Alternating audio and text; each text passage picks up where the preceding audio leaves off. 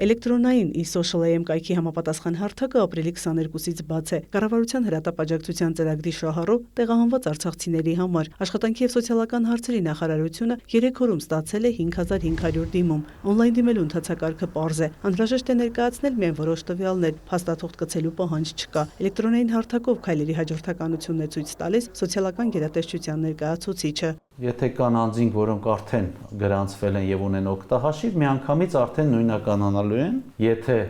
չունեն, պարտադիր պետք է գրանցվել։ Գրանցվելու դեպքում հնարավոր է բացել օգտահաշիվ, օգտագործելով բջջային նույնականացման քարտը, բնակչության պետական ռեգիստրի միջոցով, ովքեր չունեն այս տարբերակը, երրորդ տարբերակը կարող են ընտրել, իրենց փոստային հասցեն լրացնելով, հարթակը ամբողջությամբ հուշում է ինչը պետք է լրացնել, կստանան համապատասխան հղում, այնտեղից կգործեն,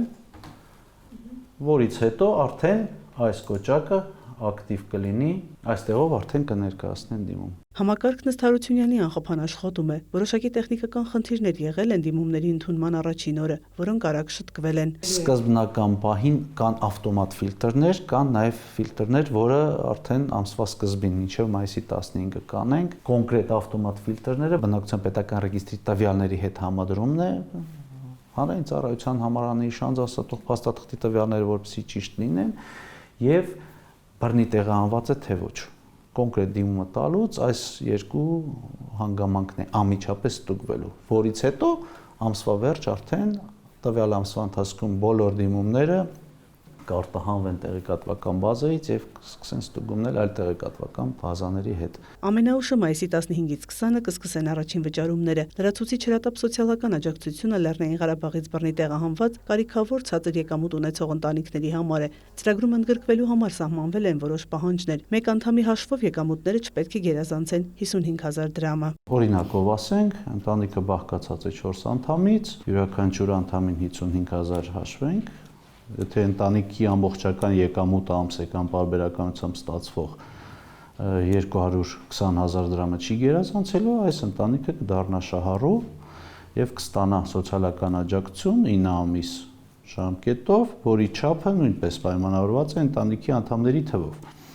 4 անդամից բաղկացած ընտանիքի համար, ամբողջ ընտանիքի համար 40,000 դրամ եւ գումարած ընտանիքի սկսած երկրորդ անդամից յուրաքանչյուր անդամի համար 10,000 դրամ, այսինքն 40,000 դրամ, գումարած 30,000 դրամ,